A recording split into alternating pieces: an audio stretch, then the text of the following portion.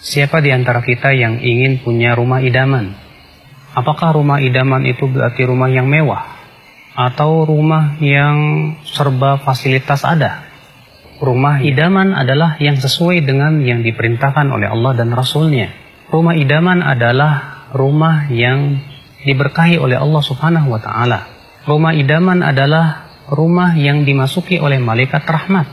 Lalu bagaimana kita bisa menjadikan rumah kita rumah yang penuh dengan keberkahan dari Allah dan rahmat Allah Subhanahu wa Ta'ala?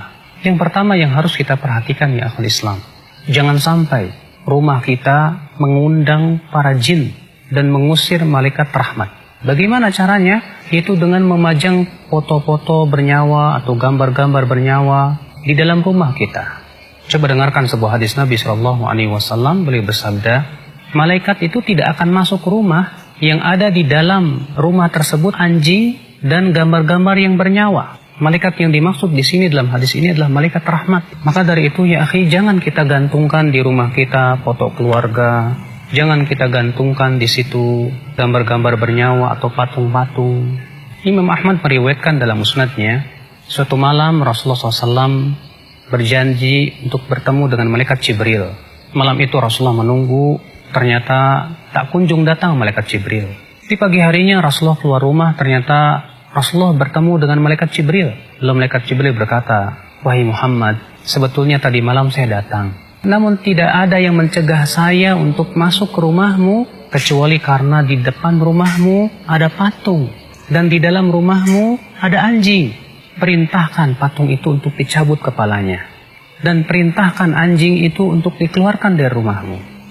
Maka yang kedua adalah, coba perhatikan ruangan-ruangan rumah kita.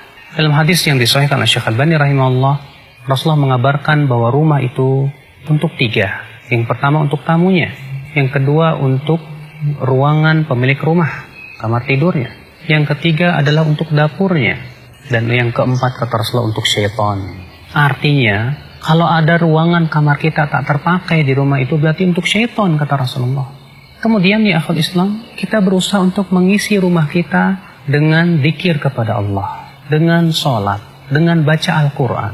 Al-Imam At-Tirmidzi meriwayatkan bahwa Rasulullah SAW, jangan kalian jadikan rumah kalian seperti kuburan. Maksudnya apa kata para ulama? Karena kuburan bukan tempat sholat, kuburan bukan tempat baca Quran.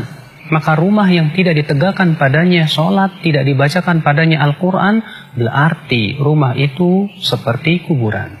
Kemudian setelah itu, rumah itu diisi oleh penghuni-penghuni yang bertakwa kepada Allah. Suami yang bertanggung jawab, mendidik anak dan istrinya dengan apa yang Allah ridhoi dan cintai. Istri yang begitu taat kepada suaminya, yang senantiasa mentaati suaminya dalam keridhaan Allah Subhanahu wa Ta'ala.